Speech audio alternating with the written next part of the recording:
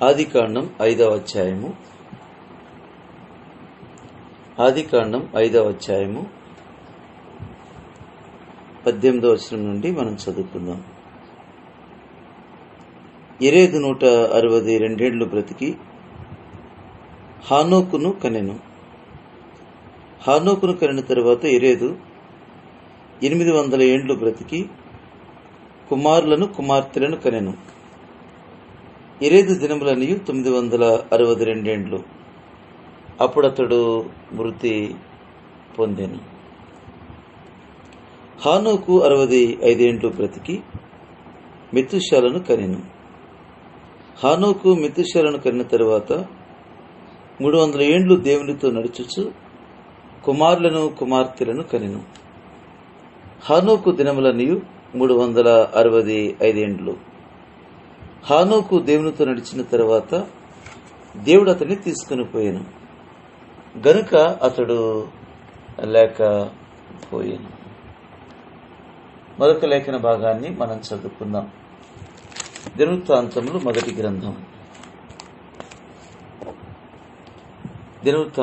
మొదటి గ్రంథం 1 అధ్యాయం 1 వచనం.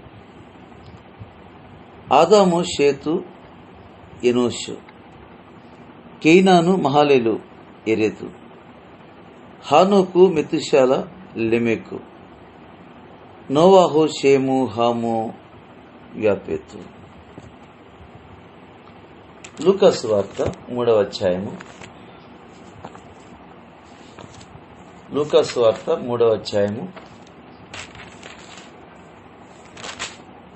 37వ వచనం. లెమెకు మెతూషెలకు, మెతూషెల హానోకుకు, హానోకు యెరెదుకు, యెరెదు మహలేలుకు, మహలేలు కేయినానుకు, కేయినాను ఎనోషుకు, ఎనోషు షేతుకు, షేతు ఆదాముకు, ఆదాము దేవునికి కుమారుడు. చదవబడిన పరిశుద్ధ లేఖన భాగం ఆత్మ సహాయం కొరకై చిన్ని ప్రార్థన. ప్రేమ కలిగిన మా తండ్రి, కృప కలిగిన దేవుడవు, ప్రతిసారి మమ్మల్ని ప్రేమించి మీ పరిశుద్ధ పాదాల చెంతకు చేర్చారు. మీ వందనాలు.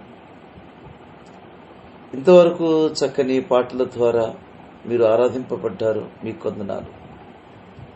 కొద్దిసేపు మీ జీవగల మాటలు మాకు వినిపించండి. మా నోటికి తోడుగా ఉండండి. మరింత వాక్య బలం మేము పొందుకొని ప్రభుకు మరింతగా మేము దగ్గరగా ఉండినట్లుగా కృప దయచేయమని చేరిన బిడ్డలందరిని బట్టి మీకు స్తోత్రములు చెల్లిస్తూ యేసు పరిశుద్ధ నామమున వాక్యం ధ్యానించుచున్నాం తండ్రి. క్రీస్తు యేసునందు మిక్కిలి ప్రియులారా, సజీవుడు పునరుద్ధానుడు మన ప్రభు అయిన యేసుక్రీస్తు నామములో మీ అందరికీ నా హృదయపూర్వకమైన వందనాలు చెల్లిస్తున్నాను. చదువుకున్నటువంటి ఈ 3 లేఖన భాగములు ఆదికాండం 5వ అధ్యాయము, దినవృత్తాంతములు 1 అధ్యాయము 1 వచనం, లూకా సువార్త 3వ అధ్యాయము 37వ వచనం. ఈ 3 లేఖన భాగాలలో భక్తుడైనటువంటి హానోకు మనం గమనిస్తాం. బైబిల్ గ్రంథంలో హానోకులు చాలా మంది ఉన్నారు.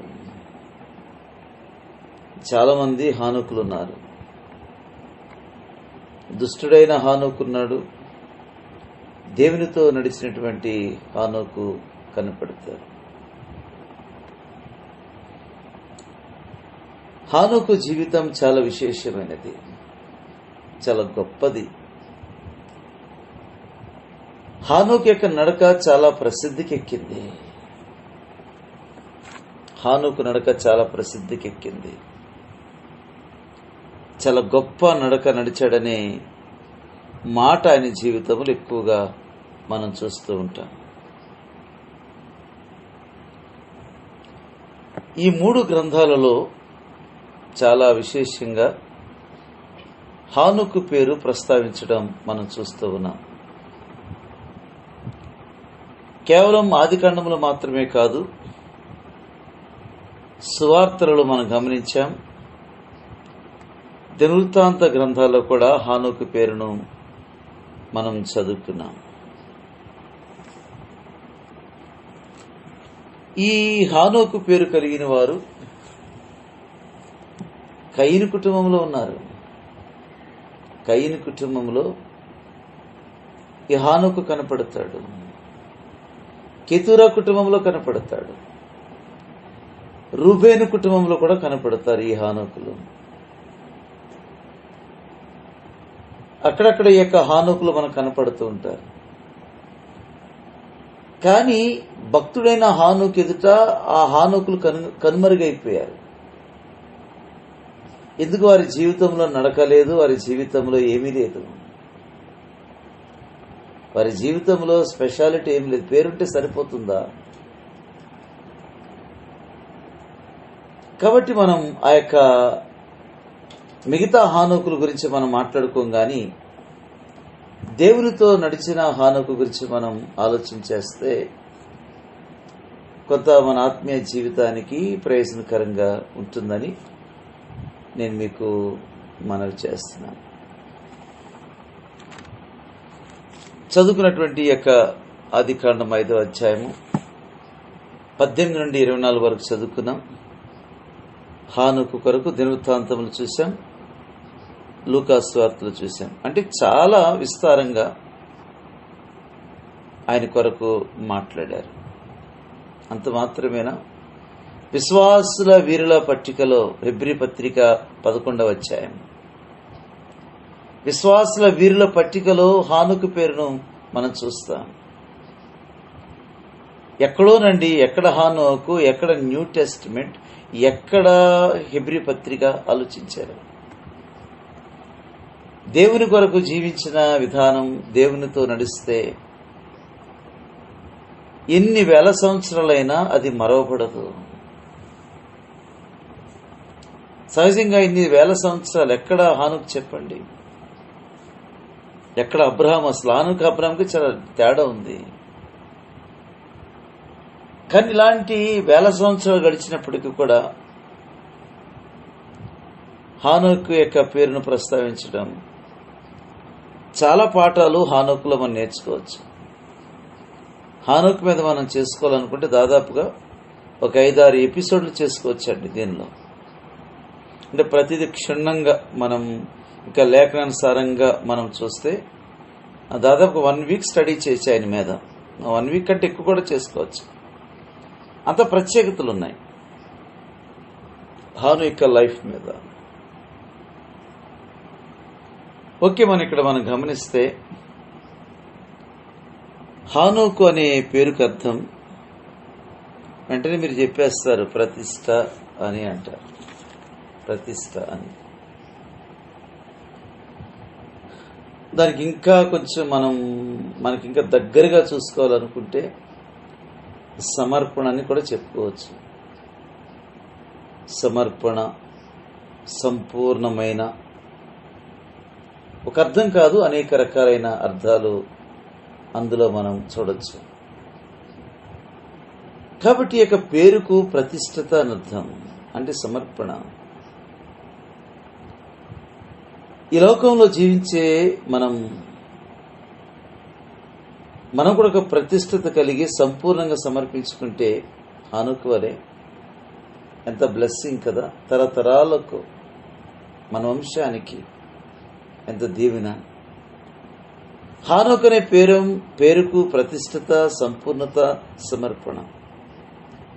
అలాంటి చెడ్డలోకంలో 4వ అధ్యాయంలో చెడ్డగా జీవించిన హానోకున్నాడు, లోకంతో రాజీ పడినటువంటి హానోకున్నాడు. అలా కాకుండా దేవునికి తన జీవితాన్ని ప్రతిష్ఠిత చేసుకున్నాడు.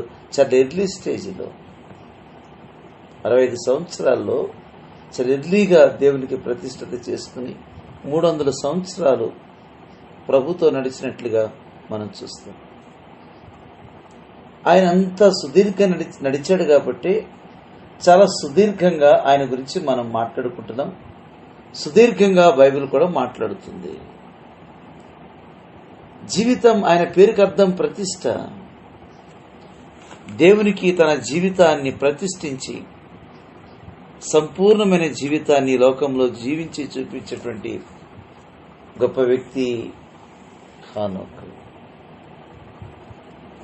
లూకా సువార్త 2వ అధ్యాయంలో కూడా మనం చూస్తే, లూకా సువార్త 2వ అధ్యాయము 22వ వచనం చూస్తే, మోషే ధర్మశాస్త్రం చొప్పున వారు తమను శుద్ధి చేసుకుని దినములు గడిచినప్పుడు ప్రతి తొలిచూలు మగపిల్ల ప్రభువుకు ప్రతిష్ఠిత చేయబడవాలి. ప్రతి తొలిచూలు మగపిల్ల ప్రభుకు ప్రతిష్ఠిత. ఇప్పుడు మనందరం కూడా ప్రభుకు తొలిచూలమేనండి. మనమందరం మనమందరం కూడా మనం ప్రతిష్ఠితులమే. మనందరం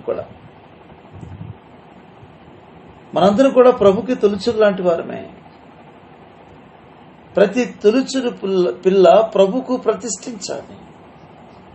క్రైస్తవ జీవితం ప్రతిష్ఠతతో కూడిందండి. ప్రతిష్ఠత చాలా ముఖ్యం. ఎలాంటి ప్రతిష్ఠత లేకపోతే హానోకుకి ఎంత గొప్పతనం వచ్చేదో ఆలోచించండి. జీవితం ఒక ప్రతిష్ఠత, పేరుకు తగిన ప్రతిష్ఠత సమర్పించుకున్నటువంటి జీవితం హానోకు జీవితాన్ని మనం చూస్తాం. నిర్గమకాండం 29వ అధ్యాయము 33వ వచనంలో కూడా ఈ మాటను చూస్తాం. నిర్గమకాండం 29:33, వారిని ప్రతిష్ఠిత చేయుటకును వారిని పరిశుద్ధపరచుటకును వేటి వలన ప్రాయశ్చిత్తము అదనమాట. ప్రతిష్ఠత అంటే యాజకుల ప్రతిష్ఠత. ప్రతిష్ఠ అనగానే మనకు అర్థమవుతుంది. యాజకులను ప్రతిష్ఠత, తొలిచూలు మగపిల్లను ప్రతిష్ఠత, రాజులకు ప్రతిష్ఠత కదా, ఇవన్నీ ప్రవక్తలకు ప్రతిష్ఠత, అనేక విధాలుగా ప్రతిష్ఠత అనేది మనం గమనిస్తూ ఉన్నాం. యాజకులు ప్రతిష్ఠించాలి. ఈ విధంగా దేవునికి ప్రతిష్ఠత అనేది ముఖ్యం. అంత మాత్రమే కాదు, ప్రభువైన యేసుక్రీస్తు ఆయన ప్రభు మాట్లాడుతూ, ఆయన ప్రార్థన చేస్తూ, తండ్రిని దేవునికి ప్రభు ప్రార్థన చేస్తూ, యోహాను సువార్త 17వ అధ్యాయము 17వ వచనంలో, యోహాను సువార్త 17వ అధ్యాయము 17వ వచనం, సత్యమందు వారిని ప్రతిష్ఠిత చేయము, నీ వాక్యమే సత్యం. తండ్రి, నీ బిడ్డల్ని సత్యమందు ప్రతిష్ఠిత చేయి. ఎందుకంటే లోకములో అబద్ధమునకు జనకుడున్నాడు. వాడు ప్రమాదం. వాడు అబద్ధాలు ఆడిస్తూ ఉంటాడు. ఎందుకంటే యెహోవా దేవునికి అబద్ధములాడు పెదవులు యెహోవాకు హేయం. అబద్ధములాడు పెదవులు యెహోవా కోసివేయును అని అంటాడు. కాబట్టి ఇలాంటి దేవుని పిల్లలు సత్యమందు ఉండాలి. ఎందుకంటే లోకములో లోకాధికారి ఉన్నాడు, అపవాదున్నాడు. వాడు అబద్ధానికి జనకుడు. నోరు తెరిస్తే అబద్ధం. కాబట్టి నీ బిడ్డలు రక్షింపబడ్డారు. వీరిని రక్షించాను. కాబట్టి నీవు వీరిని సత్యమందు ప్రతిష్ఠిత చేయని యేసుప్రభు వారు ఒక ప్రధాన యాజకునిగా చాలా గొప్ప ప్రార్థన మనందరి నిమిత్తం ప్రభు జరిగిస్తూ వచ్చారు. తండ్రి, సత్యమందు వారిని ప్రతిష్ఠిత చేయము, నీ వాక్యమే సత్యం. నీ వాక్యమే సత్యం. వాక్యం అబద్ధం కాదు కదండి.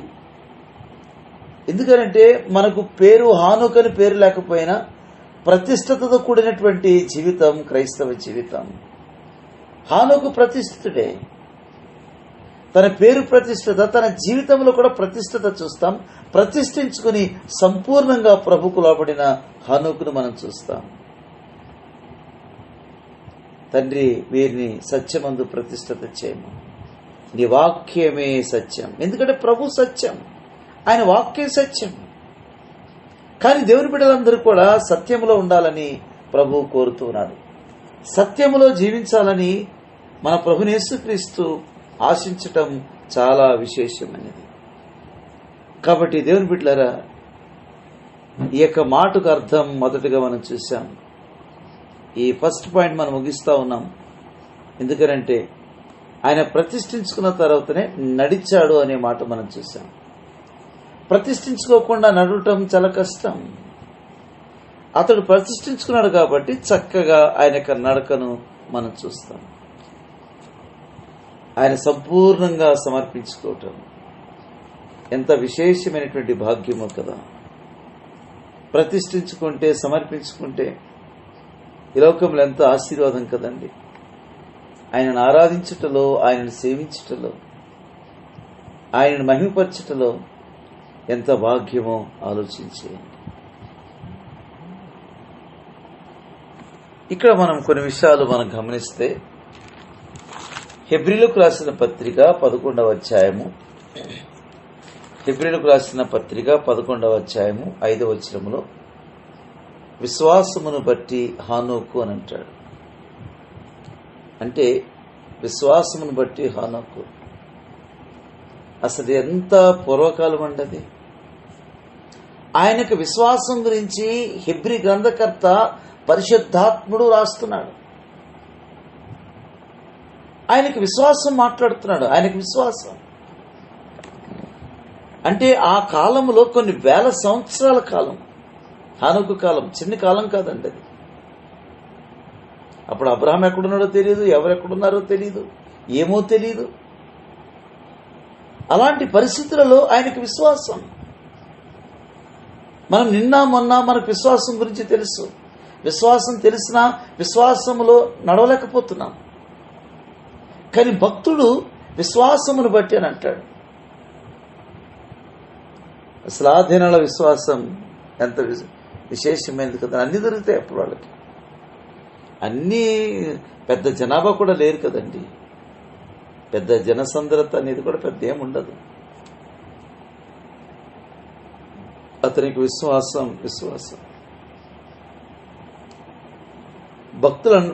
ఒక భక్తుడు అన్నాడండి, అసలు బైబిల్ అంతా విశ్వాసం మీద ఆధారపడిందని అంటాడు. బైబిల్ అంతా విశ్వాసం మీద ఆధారపడింది అంటాడు. ఎక్కడ చూసినా విశ్వాసం ఈ మాటలు మనకి ఎక్కువగా కనపడతాయి. కొన్నిసార్లు మనం చాలా తక్కువ చూస్తాం, కానీ ఎక్కడ చూసినా మనకి మాటలు చాలా స్పష్టంగా మనకు కనపడతాయి. దేవుని బిడ్డలారా, విశ్వాసంలో మనం 3 మాటలు మనం చూడొచ్చండి. విశ్వాసం గురించి 3 మాటలు మనం చూడాలి. ఏంటి ఆ మాటలు అంటే, యోహాను సువార్త 20వ అధ్యాయము. మనందరికి తెలిసిన విషయాలే, కొంచెం అట్లా మీకు లైట్గా కొంచెం జ్ఞాపకం చేయాలని ఆశిస్తున్నాను. యోహాను సువార్త 20వ అధ్యాయము 27వ వచనం చూస్తే, తోమను చూచి నీ వ్రేలు ఇటు చాచి నా చేతులు చూడుము, నీ చేయి చాచి నా ప్రక్కలో ఉంచి అవిశ్వాసి కాక విశ్వాసవే ఇండుము అని అన్నాడు యేసు ప్రభువు. గమనించారండి? విశ్వాసివి నీవు, అవిశ్వాసివి కాక విశ్వాసవే ఇండుము. ఆయన గురించి గతంలో కూడా మనం ఆలోచన చేశాం. అవిశ్వాసి కాక ప్రభుతో నడిచినోడే, 3.5 ఏండ్లు ప్రభుతో ఉన్నవాడే, కానీ అవిశ్వాసివి అని అంటాడు. అవిశ్వాసివి కాక విశ్వాసవే ఇండు. అది చాలా గొప్ప హెచ్చరిక అండి భక్తుడు అనేటువంటి తోమాకి. చాలా గొప్ప భక్తుడు తోమా, అందులో ఏం సందేహం లేదు. కాబట్టి అవిశ్వాసివి కాక, డైరెక్ట్ విశ్వాసాన్ని అనగలుగుతున్నాడు ప్రభు? అనలేకపోతున్నాడు. రెండోది మనం చూస్తే మత్తయి సువార్త 14వ అధ్యాయము. మత్తయి సువార్త 14వ అధ్యాయము మరొక మాట మనం గమనిస్తే, 14వ అధ్యాయము 31వ వచనం మనం చూస్తే, వెంటనే యేసు చేయి చాపి అతని పట్టుకుని, అల్పవిశ్వాసి ఎందుకు సందేహపడుతువి? అల్పవిశ్వాసి ఎందుకు సందేహపడుతువి? ఇది మనకు ఒక హెచ్చరిక కాదంటారా? హానోకు కొన్ని వేల సంవత్సరాల వ్యక్తి అండి. మనం ఈ నవీన కాలంలో ఉన్నాం. ఆనాటి తోమా, ఆనాటి పీటర్ ప్రభు కాలంలో ఉన్నారు. ప్రభుతో నడిచిన వారు. అవిశ్వాసివి కాక అంటాడు.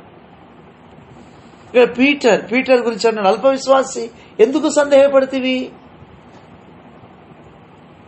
ఎందుకంటే ఎన్నో మిరాకిల్స్ అప్పటికే పీటర్ చూశాడు.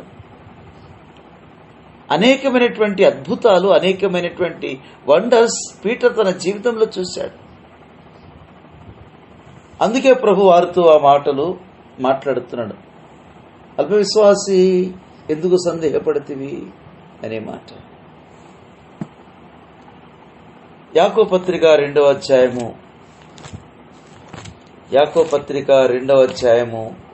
20 వచనం మనం చూస్తే, యాకోబు పత్రిక 2వ అధ్యాయము 20 వచనం మనం చూస్తే, వ్యర్థుడా, క్రియలు లేని విశ్వాసము నిష్ఫలమైనదని తెలుసుకుని కోరుచున్నావా? వ్యర్థుడా, క్రియలేని విశ్వాసము నిష్ఫలమైనదని తెలుసుకుని కోరుచున్నావా? ఇక పైన అంతా కూడా కనపడుతుంది, దెయ్యాలు కూడా నమ్ముతున్నాయి, వడుగుతున్నాయి. ప్రభు చెప్తున్నాడు క్రియలు లేని విశ్వాసం. కింద ఏమంటున్నాడు? అది చచ్చిన విశ్వాసం అంటున్నాడు కదా. చచ్చిన విశ్వాసం. మన 18 వచ్చిన కూడా మాట కనపడుతుంది. విశ్వాసం క్రియలనైతే ఒంటిగా ఉండి మృతమైన దగ్గర అంటే చచ్చిన విశ్వాసం. సరేనండి, మనకి విశ్వాసం, మరి క్రియలు ఎక్కడున్నాయి? విశ్వాసం ఉంటే క్రియలు ఉండాలి. హానోకుకి విశ్వాసం ఉంది, అట్ ది సేమ్ టైం ప్రభుతో నడిచిన అనుభవం అది క్రియాత్మకమైనది. ఇంకెన్నో చూడొచ్చు హానోకు కొరకు. కాబట్టి ఇక్కడ నిష్ఫలమైన విశ్వాసం ఉంది కానీ క్రియలు లేవు. విశ్వాసానికి రుజువులు కావాలి. కాబట్టి విశ్వాసం క్రియలు లేకపోతే అది నిష్ఫలమైనది. విశ్వాసం అల్ప విశ్వాసం, మరొక విశ్వాసం అవిశ్వాసం. ఎన్నో విషయాలు ఇక్కడ విశ్వాసం గురించి మనం ఆలోచన కూడా చేయొచ్చు. మనం ఎట్టి విశ్వాసం కలిగి ఉండాలని ప్రభు ఆశిస్తున్నాడు. మన విశ్వాసం కలిగి ఉండాలని ప్రభు కోరుకుంటున్నాడు. ఒకసారి మత్తయి సువార్త 8వ అధ్యాయం చూద్దామండి. మత్తయి సువార్త 8వ అధ్యాయము 26 వచ్చిన మనం గమనిస్తే, 8:26 వచ్చిన మనం చూస్తే, అందుకు ఆయన, అల్ప విశ్వాసులారా, ఎందుకు భయపడుచున్నారు? ఈ గాలికి తుఫానికి ఎందుకు భయపడుతున్నారు? నేను మీతో ఉన్నాను కదా. మీతో లేనంటే కాదు, ప్రభు మనతో ఉన్నాడు, మనలో ఉన్నాడు. ఎందుకు మీరు భయపడుతున్నారు? అల్ప విశ్వాసులారా? అందరూ భయపడిపోతున్నారు. మత్తయి సువార్త 14వ అధ్యాయము 31 వచ్చిన చూడండి. 14వ అధ్యాయము 31 వచ్చిన మనం గమనిస్తే, వెంటనే యేసు చేయి చాపి అతన్ని పట్టుకొని అల్ప విశ్వాసి అని అంటాడు. హానోకు విశ్వాసం ఎటువంటిదండి అసలు? ఇవన్నీ మనం ఆలోచించేసాం కదా, ఇవన్నీ తిరగేసి మనం మాట్లాడుకున్నాం కదా. అసలు హానోకు విశ్వాసం ఎటువంటిది? ఎంత శక్తివంతమైందండి, ఎంత విలువైన విశ్వాసమైనది, ఎంత నమ్మకముతో కూడిన విశ్వాసం, ఎంత బలమైన విశ్వాసం హానోకుది చెప్పండి. హానోకు విశ్వాసాన్ని మనం పరిశీలన చేసుకుంటే ఎంత నమ్మకం అండి ఆ విశ్వాసంలో, ఎంత శక్తివంతమైన విశ్వాసం, ఎంత విలువైనటువంటి విశ్వాసం. ఈ కాలంలో ఎన్నో అనుభవాలు, ఎన్నో గ్రంథాలు గడించాము. ఎంతో మంది మన ఎదుట మాదిరిగా ఉన్నారు. కానీ ఆయనకు విశ్వాసం గురించి దేవుని వాక్యం స్టేట్మెంట్ ఇచ్చింది. విశ్వాసమును బట్టి అది చాలా గొప్ప విశ్వాసం అండి. మనమంతా కొంచెం ఆలోచన పడతాం. కొంతమంది సందేహించే విశ్వాసం చూద్దాము. సందేహించే విశ్వాసం యాకోబు రాసిన పత్రిక 1వ అధ్యాయము 4వ వచనం చూడండి. 4వ వచనం ఏం కనపడుతుంది? మీరు సంపూర్ణ అన్నాంగులను ఏ విషయంలో కుదురైన వారు ఎండినట్లు అని మాట్లాడుతూ, మీరు ఎవరికైనా జ్ఞానం కొదువునేటలో అతడు దేవుని అడగవలేను, అప్పుడు అది అతనికి అనుగ్రహింపబడను. ఆయన ఎవరిని గద్దింపక అందరికీ ధారాళముగా దయచేవాడు. అయితే ఏమాత్రమును సందేహింపక విశ్వాసంతో అడగవలెను. మరి ఇంత నేర్చుకుని మన విశ్వాసం సందేహించే విశ్వాసం. ప్రభు గద్దించడం తెలుసు కదా, కానీ మన యొక్క విశ్వాసం సందేహించే విశ్వాసం. పీటర్ది అల్ప విశ్వాసం, తోమది అవిశ్వాసం. హానోకు విశ్వాసం ఎంత శక్తివంతమైనది కదా. ఇక్కడ మనం అడుగుతున్నాం, ప్రభు దగ్గరికి వస్తున్నాం, సందేహించే విశ్వాసం. అప్పుడు అడిగితే ప్రభు ఏమనుకుంటాడు, మనలో ఇంత లోపం ఉంది కదా, మనలో ఇన్ని బలహీనతలు ఉన్నాయి కదా, ఇవన్నీ ఉన్నాయి కదా, అడిగితే ప్రభు ఇస్తాడేంటి అని అనుకుంటాం మనం. ఎందుకంటే మనకి ఎక్కువగా మన జీవితంలో సందేహాలతో నిండిపోయాం. పూర్తిగా సందేహాలు హృదయం నిండా నింపేసుకున్నాం. కాబట్టి అందుకనే సందేహించి అడుగుతున్నాం. ఆయన దారాలంఘించేవాడు, ఎవరిని గద్దించేవాడు కాదు. ఆయన దగ్గరకు వస్తే ఆయన గద్దించేవాడు కాదు, దారాలంఘించేవాడు. కానీ మనం గిల్టీగా ఫీల్ అవుతున్నాం, ఆయనకు లేదు. దేవుని దగ్గరకు వస్తే సందేహించి అడుగుతున్నాం, వాస్తవమే, కానీ సందేహం ఉంది మనకి. అందుకే మీకు ఏమీ దొరకటం లేదు అనే మాట కూడా మనం ఎక్కువగా గమనిస్తాం. విశ్వాసముతో అడగాలి అని ఈ మాట చాలా విశేషమైనది. అందుకనే విశ్వాసం యొక్క డెఫినేషన్ కూడా రాస్తూ వచ్చాడు హెబ్రీ పత్రిక 11వ అధ్యాయంలో. విశ్వాసం అన్నది నిరీక్షింపబడు వాటి యొక్క నిజస్వరూపమును అదృశ్యమైనవని అనుటకు రుజువైనది. విశ్వాసము కళ్ళు కనపడితేనే విశ్వాసం, నా కంటికి కనపడాలి, చెవికి వినపడాలి, అదేం ఉండదండి. అబ్రహాం విశ్వాసం ఏంటి చెప్పండి? అబ్రహాం విశ్వాసం ఏంటి? నీకు ఆ దేశాన్ని ఇస్తానన్నాడు. వాస్తవమే, దేశాన్ని ఇస్తాను. ప్రభు మరొకసారి ఆ దేశం ఇస్తాను కదా, కొంచెం ఒకసారి పోనీ మ్యాప్ అన్న చూపిస్తావా, లేకుంటే ఎత్తైన శిఖరం తీసుకెళ్లి ఆ దేశాన్ని దూరంగా చూపిస్తావా అని అడగాలి కదా. దేవుడు ఒక దేశాన్ని ఇస్తానంటున్నాడండి. నీకు ఆ దేశం ఇవ్వాలంటే ఈ దేశాన్ని విడిచిపెట్టమంటున్నాడు. ఆయన ఇరాక్ ప్రాంతం అబ్రహాంది. నీకు పాలు తేనెలు ప్రవహించి దేశం ఇస్తానంటున్నాడు. రైట్, వాస్తవమే. ఇప్పుడు నీకు ఆ దేశం ఇవ్వాలంటే నువ్వు ఈ దేశాన్ని విడిచిపెట్టమంటున్నాడు.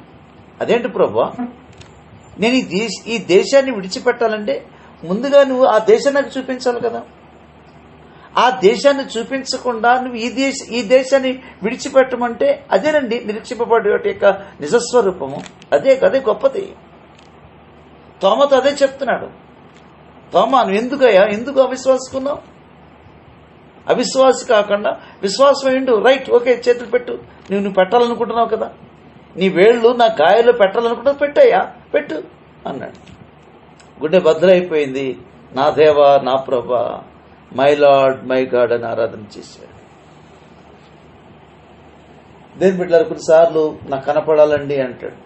కొన్ని కనీసం అబ్రహీం అనాలి, సార్ కొంచెం అయ్యా ప్రభువా, వాస్తవమే, కనీసం నాకు ఒక మ్యాప్ అన్న చూపించండి, ఆ దేశం ఇట్లా ఉంటుందని మ్యాప్ పెట్టి ఎక్స్ప్లెయిన్ చేయండి అన్నాడా? చెప్పండి, మ్యాప్ పెట్టమన్నాడా? ఏమనలేదు. ఆయన చూపించి ఏ దేశమో అతడు ఎరుగకయే అదండి విశ్వాసం. అబ్రహాము ఆల్ ఏరియాస్ నుంచి దీవించబడ్డాడు అనడానికి అతడు ఎరుగకయే బయలు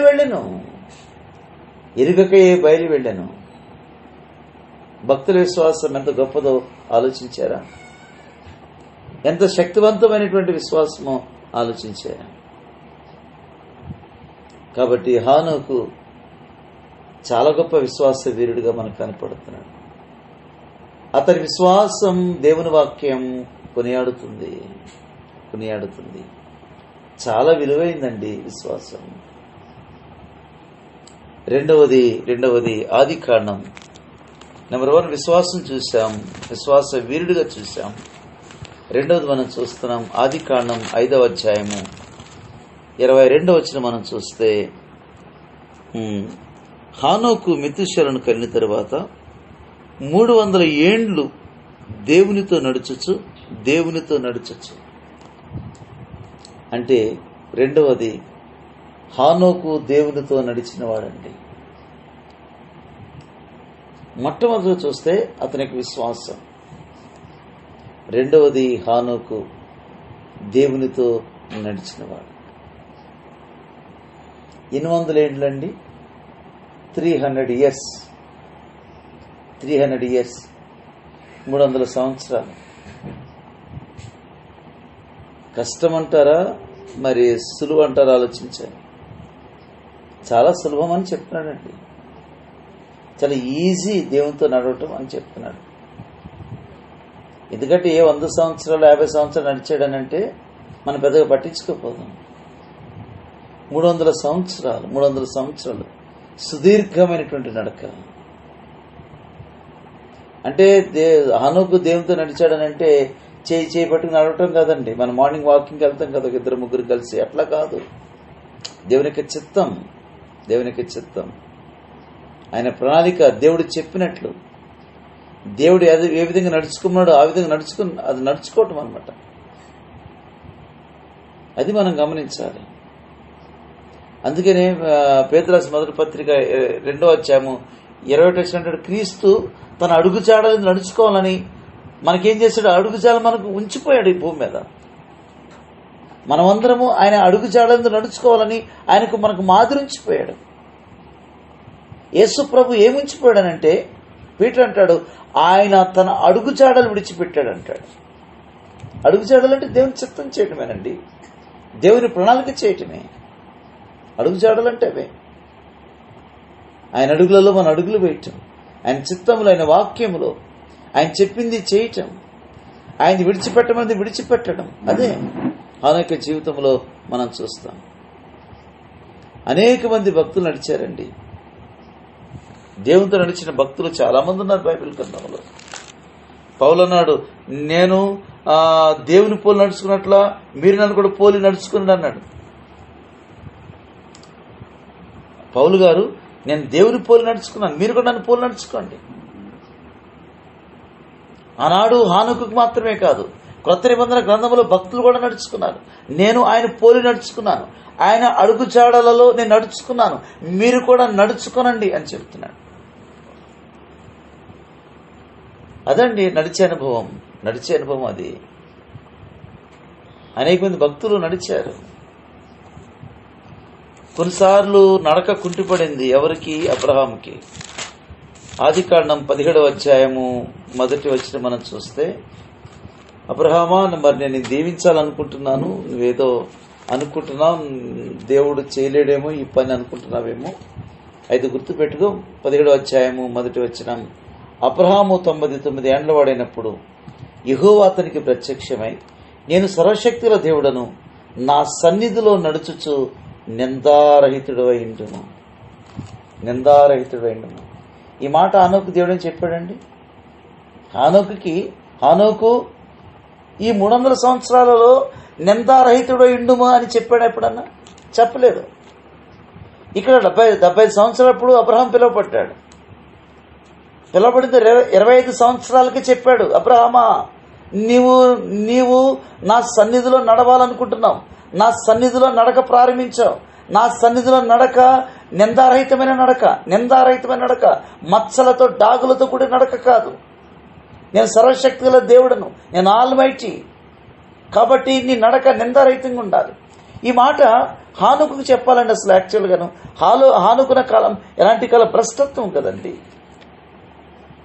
అసలు ఆ కాలంలో అయితే దేవుడు చూసి చూడనట్టుకున్నాడు. అంతేగా, అతనికి ఇష్టం వచ్చినట్టుగా నడిచే కాలం, అది ఇష్టం వచ్చినట్టుగా జీవించే కాలం. ఒక ప్రక్కన ఇంకొక హానోకున్నాడు, లోకంతో నడిచే హానోకున్నాడు. అక్కడ ఇష్టానుసారంగా జీవించే హానోకు ప్రక్కనే ఉన్నాడు. కానీ ఈ హానోకు మాత్రం, ఆ హానోకు నువ్వు నిందారహితుగా ఉండాలి నా సన్నిధిలో అని చెప్పగలిగాడా? 300 సంవత్సరాలలో దేవుడు ఎన్నడూ కూడా ఈ హానోకును నీవు నిందారహితమైనటువంటి జీవితం జీవించాలి, నీ నడక నిందారహితం ఉండాలి ఎన్నడని చెప్పాడా? చెప్పండి. హానోకు ఒంటరివాడండి. హానోకు ఒంటరివాడా? కుమార్తె లేరా? చెప్పండి. ఓ ప్రక్కన కుమారులుగా అంటున్నాడు, ఓ ప్రక్కన కుమార్తెలుగా అంటున్నాడు. ఓ ప్రక్కన ఎప్పుడు చూసినా ఏదో ఒక చిన్నపిల్లడు ఉన్నారు, చూస్తే ఒక అమ్మాయి ఉంటుందో ఒక అబ్బాయి ఉంటున్నారు కదా. ఈ ఫ్యామిలీ లేదంటారా? ఫ్యామిలీ ఉంది, కుటుంబం ఉంది. అప్పుడు మనవలే 2 పిల్లలు, 3 పిల్లలు, 4 పిల్లలా చెప్పండి. దేవుని బిడ్డలారా, ఈ మాట హానోకుతో పలకలేదండి ప్రభు. అబ్రహాంతో పలికాడు, తోమాతో పలికాడు కదండి. అవిశ్వాసివి అని అన్నాడు, అల్ప విశ్వాసులని అన్నాడు యేసు ప్రభు. సందేహిస్తున్నారు మీరు, నా దగ్గరికి వస్తున్నారు కానీ అంతా సందేహించి వస్తున్నారు మీరు సందేహించి అడుగుట ద్వారా మీకు ఏం దొరకటం లేదంటున్నాడు. కానీ పాత నిబంధనటువంటి భక్తుడి పేట్రియార్క్ ఎక్కడైనా గద్దించబడటం, హెచ్చరించబడటం, లోపాలు దిద్దటం మనకు కనపడుతుందా? కనపడదు. అంత చక్కని నడక ఆయన జీవితంలో మనం చూస్తాం. నిందారహితమైనటువంటి జీవితం హానోకు జీవితం. ఆదికాండం 6వ అధ్యాయము మనం చూస్తే, ఆదికాండం 6వ అధ్యాయము 9వ వచనం అనుకుంటా చూద్దాం ఒకసారి. నోవాహు వంశవళిదే. నోవాహు నీతిపరుడను, తన తరములో నిందారహితుడిండెను. నోవాహు దేవునితో కూడా నడిచినవాడు. నోవాహు దేవునితో కూడా నడిచినవాడు. నోవాహు దేవునితో కూడా నడిచినవాడు. హానోకు దేవునితో నడిచాను. నోవాహు దేవునితో కూడా నడిచినవాడు. బాబా, అంత చక్కని మాట్లాడు. ఎంత గొప్ప భక్తులు ఆలోచించారు. ఆనాటి నుంచి విశ్వాసుల యొక్క నడక.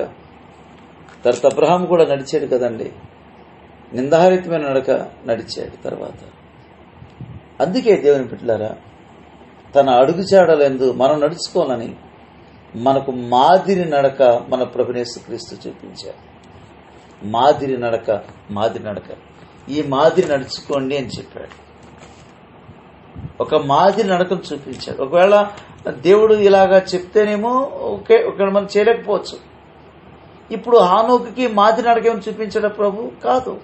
ఇక్కడ యేసుక్రీస్తు తన యొక్క అడుగుజాడలు మన ఎదుట పెట్టాడు.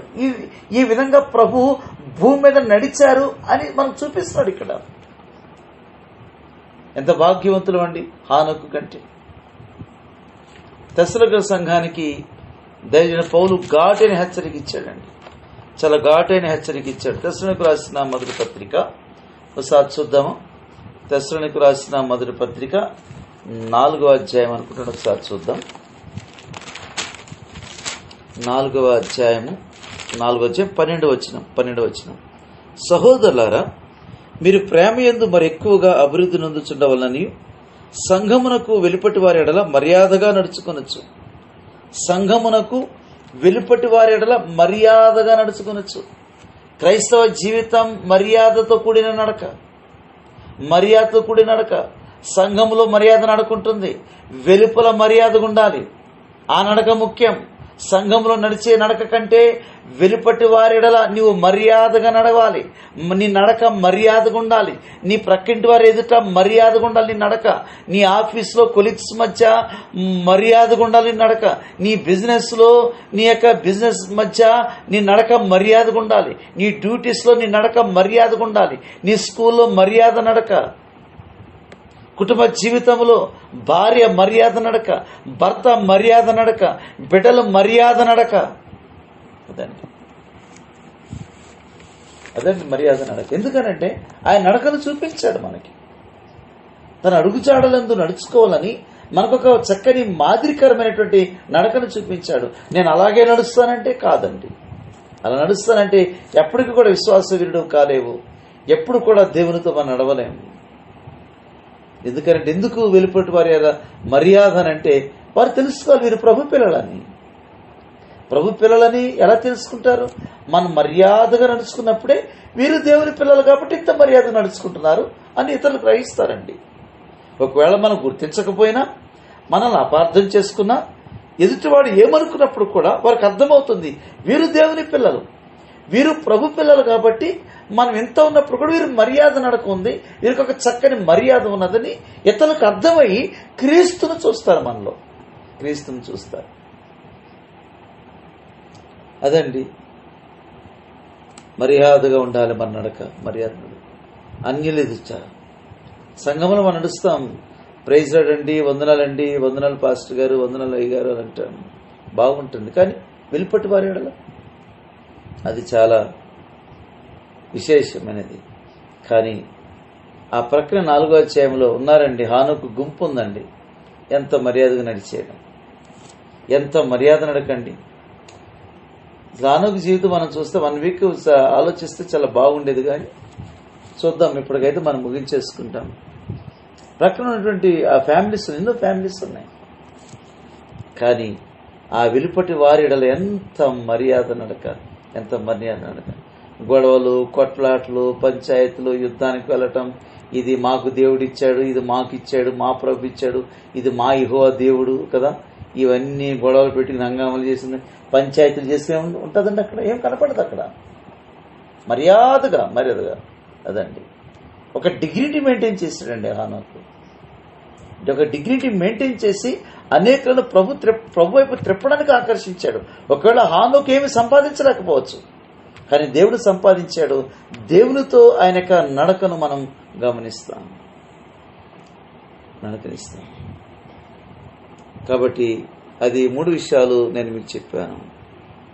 ఒకటి, అతడు ప్రతిష్ఠితుడు అని చెప్పాను, ప్రతిష్ఠించుకున్నాడు. మనం కూడా ప్రతిష్ఠించుకోవాలనుకున్నాం. 2వది విశ్వాసం ఉంచాడు అన్నాం. 3వది దేవునితో నడిచాడు అనుకున్నాం. 4వది మనం చూస్తే హెబ్రీయులకు రాసిన పత్రిక 11వ అధ్యాయము 5వ వచనంలో మనం చూస్తే, ఆ 11వ అధ్యాయం 5వ వచనం మనం చూస్తే, విశ్వాసమును బట్టి హానోకు మరణము చూడకుండానట్లు కొనిపోబడెను. అతడు కొనిపోబడక మునుపు దేవునికి ఇష్టుడయుండునని సాక్ష్యము పొందెను. దేవునికి ఇష్టడండి. 4వది దేవునికి ఇష్టడు. ఎంత గొప్ప మాటలు ఉన్నాయండి ఆయన జీవితంలో. దేవునికి ఇష్టడుగా ఉన్నాడంటండి చనిపోకముందు. ఇప్పుడు మనం ఏదో ఒక్కసారి ఇష్టలుగా ఉంటాం. ఒక నెల రోజులు బట్టి, ఒక నెల లేదా సంవత్సరం, ఒక 5 సంవత్సరాలు ఇష్టలుగా ఉంటాం. 300 సంవత్సరాలు ఇష్టలుగా ఉండగలుగుతామండి? ఉండలేము. మనం కూడా ఎవరు ఇష్టపడరు. దేవుడు ఎంత ఇష్టపడ్డాడు, దేవుడు ఎంత ఇష్టపడ్డాడు. ఆయన జీవితంలో 300 సంవత్సరాలు నేను దేవునికి ఇష్టడుగా బ్రతకాలనుకున్నాడు. కష్టంగా కాదు, ఇష్టడుగా బ్రతకాలనుకున్నాడు. నేను దేవుడికి ఇష్టంగా ఉండాలనుకున్నాడు. దావీదు, నా బ్రతినంతకాలం తప్పు చేశాను, ఇంకా తప్పు చేయను, తప్పు దిద్దుకున్నాను, నా జీవితకాలం అంతా నేను దేవునికి ప్రియుడిగా ఉండాలనుకుంటున్నాను. నేను బ్రతినంత కాలం నా ప్రభుకి ప్రియుడిగా ఉంటాను, ప్రియుడిగా ఉండే నేను చనిపోతాను. ఎంత మంచి మాట అండి. ఏదో తప్పు జరిగింది, పొరపాటు ప్రభు దాన్ని గద్దించాడు, శిక్షించాడు, ఓకే సరిచేశాడు, గాయాన్ని కట్టాడు, తిరిగి పూర్వం కంటే గొప్ప స్థితి ఇచ్చాడు, చాలా క్లియర్ చేసేసాడు ప్రాబ్లమ్స్ అన్ని ఆయన. కానీ ఏమనుకున్నాడు, నేను ఇష్టడుగా బ్రతకాలి, దేవునికి ప్రియుడిగా నేను ఉంటాను అని కదా, ప్రియుడిగా ఉంటానని. ఎన్నో అవకాశాలు తన కళ్ళెదుటకు వచ్చాయి. ఆయన వృద్ధాప్యంలో కూడా వచ్చింది కదా ఒక అమ్మాయి. కానీ దేవునికి ఎంత ప్రియుడిగా ఉన్నాడు కదా దావీదు.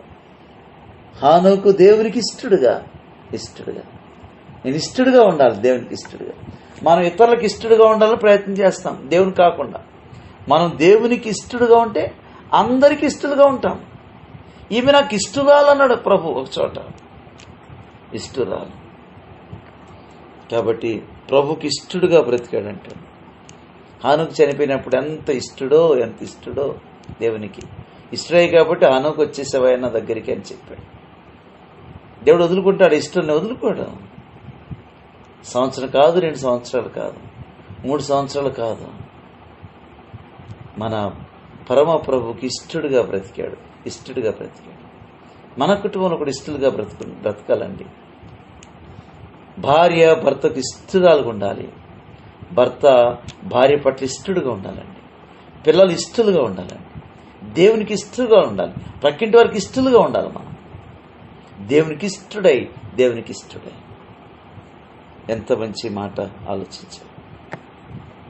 మీరు ఇష్టలుగా ఉండాలంటే ఒట్టిగా అవుతుందండి.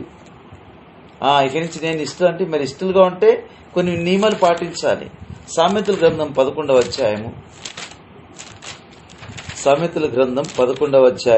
20వ వచనం మనం చూస్తే, మూర్ఖ చిత్తులు యెహోవాకు హేయులు, యథార్థముగా ప్రవర్తించేవారు ఆయనకిష్టలు. అదండి, యథార్థంగా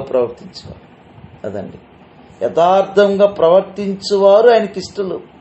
గొప్పగా పాటలు పాడువారు ఆయనకి ఇష్టలు, గొప్ప ప్రసంగాలు చేసేవారు ఆయనకి ఇష్టలు, గొప్ప సేవ చేసేవారు ఆయనకి ఇష్టలు, గొప్పగా కానుకలు ఇచ్చేవారికి ఆయనకి ఇష్టలు కాదు.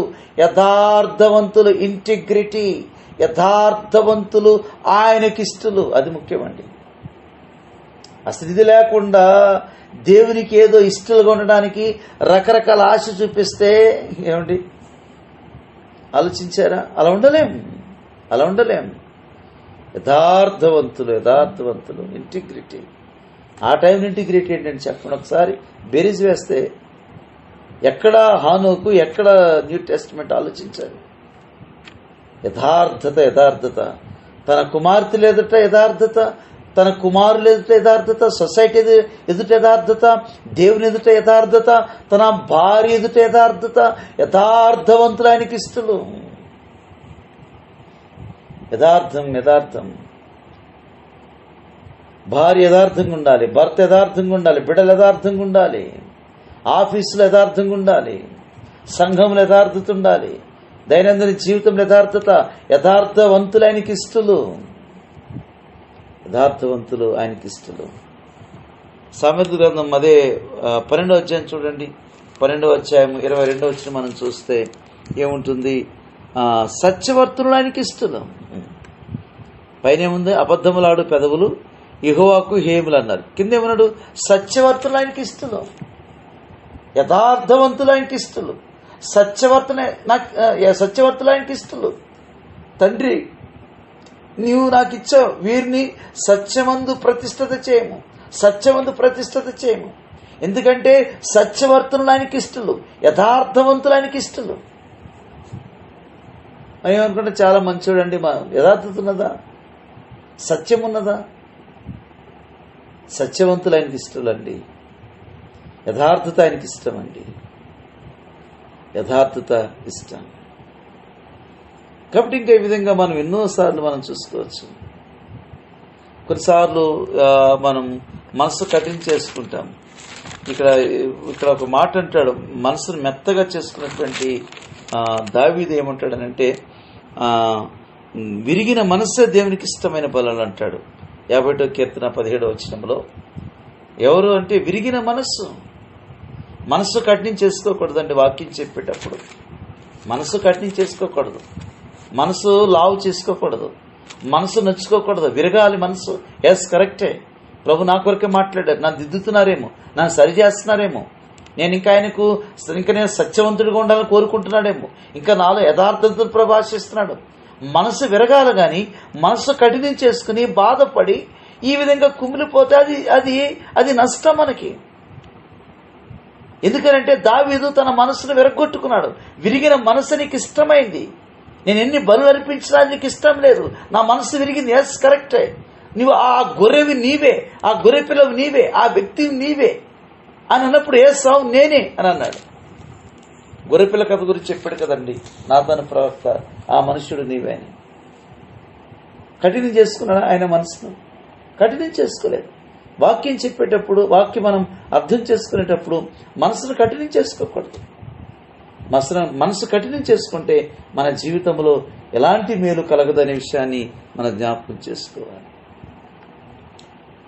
ఐదవది మనం చూస్తే యూదా పత్రిక 1వ అధ్యాయం.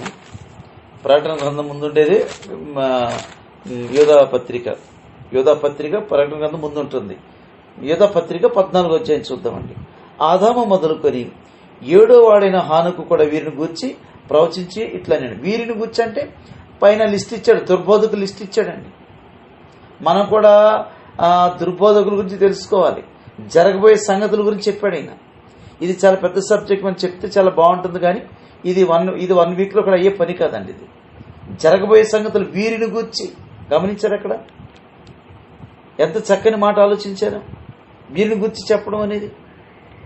అంటే ఇక్కడ హానోకు ఒక మంచి ప్రవక్త కనపడుతున్నాడండి,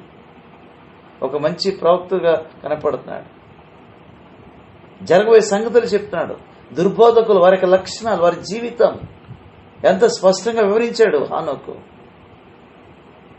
కాబట్టి దేవుని బిడ్డలారా, హానోకు జరగబోయే సంగతులన్నీ కూడా తెలియచేశాడు, వివరించాడు. దుర్బోధకులకు లిస్ట్ ఇచ్చాడండి. దుర్బోధకులకు లిస్ట్ ఇచ్చాడు. గమనించారా? ఆయన ప్రవక్తగా ఉన్నాడు.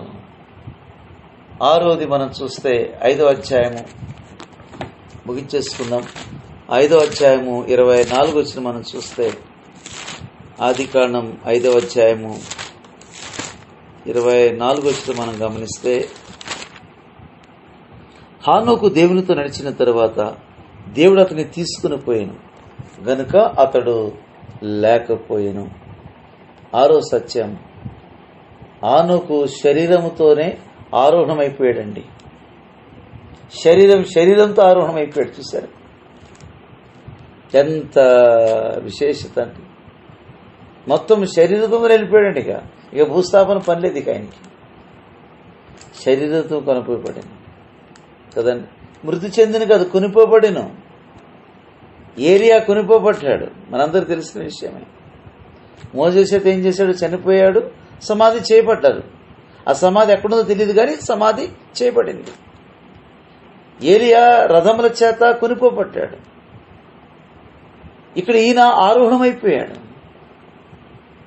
ఎంత విశేషమైందండి. ఇక్కడ చాలా విషయాలు మనం చెప్పుకోవాలి కానీ ఇప్పుడు మనం అది ఎక్కర్లేదు. ఇక్కడితో మనం ముగించుకుంటాం. దేవుని బిడ్డలారా, కొన్ని దేవుని బిడ్డలారా, ఈ రాత్రి మనమంతా కూడా ఒక రోజున ఆరోహణమైపోతాం. ఏ విధంగా హానోకు ఏ విధంగా అయితే ఆరోహణమైపోయాడో ఒకరోజు మనందరూ కూడా అదే ఆరోహణమైపోతాం. ఎప్పుడు ఈ క్వాలిటీస్ అన్నీ ఉండాలి. మరి చివరికి నడిచి ఆరోహణమైపోయాడు కదండి. దేవుడు అతన్ని తీసుకొని పోయిన కాక అతడు లేకపోయాను. ఒక రోజున మనందరూ కూడా ఆరోహణం చెందాల్సిన వాళ్ళమే అనుకుంటాం. మరే ఆరోహణం ఎట్లా? రేపొద్దున మనకు కూడా ఉంది కదండి. రేపు ఇదే ఆరోహణము మనకుంది. ఇది ఎక్స్పీరియన్స్ మనకు ఉంటుంది. మనం కూడా చూస్తాం. ఆనాడు ఏలియాకే కాదు, ఆనాడు హానోకుకు మాత్రమే కాదు, మన ప్రభువైన యేసుక్రీస్తు వెళ్ళటం మాత్రం కాదు, మనందరికీ కూడా త్వరలో ఆరోహణం ఉందండి. ఒకసారి మొదటి కొరింథీ పత్రిక 15వ అధ్యాయం చూద్దాము. కొరింథీయులకు రాసిన మొదటి పత్రిక 15వ అధ్యాయము 51వ వచనం చూడండి. 51వ వచనం, ఇదిగో మీకు ఒక మర్మం తెలుపుచున్నాను. మనమందరము నిద్రించము గాని నిమిషములో ఒక రెప్పపాటున కడబూర మ్రోగగానే మనమందరము మార్పు పొందుదామండి. అదండి మనం ఉంటాం కదండి. ఒకవేళ రాకుండా వచ్చింది ఏమవుతుంది? మన శరీరంతో ఉన్నాం. మరి శరీరంతో వెళ్ళలేం, మార్పు పొందుతుంది. హానోకు శరీరంతో వెళ్ళిపోయాడు అంటారు. లేదండి, మార్పు చెంది వెళ్ళాలి. ఎవరైనా శరీరంతో ఆరోహణం ఉండదు. కాబట్టి ఇక్కడ అందుకని చాలా స్పష్టంగా ఇచ్చాడు, మనమందరము మార్పు పొందుతాం అన్నమాట. శరీరం మార్పు చెందుతుంది. అదే చెప్తున్నాడు. మనం కూడా ఇలాంటి ఎక్స్పీరియన్స్ చేయబోతున్నాం త్వరలో. 54 వచ్చిన చూడండి, ఈ క్షయమైనది అక్షయతను ధరించుకుంటుంది, ఈ మర్త్యమైనది అమర్త్యను ధరించుకున్నప్పుడు అనే మాట మనం చూస్తాం. దేవుని బిడ్డలారా, హానోకు ఆరోహణం కాదు, మన ఆరోహణం దగ్గరగా ఉంది. ఏలియా ఆరోహణం దగ్గరగా ఉంది. మన ప్రభు కూడా ఆరోహణం అయిపోయారు. రేపు ప్రభు మనతో వస్తున్నది. రేపు యేసు ప్రభు కడపర శబ్దం రోగినప్పుడు మధ్యాకాశానికి వస్తారు. మనమందరం మనకంటే మృతి చెందిన వారు సజీవ మనము. మరి అంతా కూడా మార్పు చెంది మరి రెప్పపాటున ప్రభు సన్నిధికి మనం అందరం కూడా వెళ్ళిపోతాం. అలాంటి హానుకోలే జీవిద్దాం. హానోకు లాంటి లక్షణాలు మనం కలిగి ఉందాం. హానోకు జీవించినటువంటి కాలం చాలా భయంకరమైన కాలం. ఆ కాలంలో చక్కని శ్రేష్టమైనటువంటి జీవితాన్ని జీవించాడు కాబట్టి చక్కనిగా మరి ఆయన ఆరోహణమైపోయాడు. దేవుడు అతన్ని తీసుకొని పోయాను కాబట్టి అతడు లేకపోయాను. ఎంత గొప్ప మాట అండి. దేవుడు అతన్ని తీసుకుని పోయాను, ఎంత భాగ్యం. మరి దేవుడు అతను తీసుకుని పోయినంటే దేవుడు వచ్చి తీసుకెళ్ళాడు. ఎస్, రేపు మనల్ని కూడా తీసుకెళ్ళడానికి ప్రభు మధ్యాకాశంలోకి దిగి వస్తున్నాడు.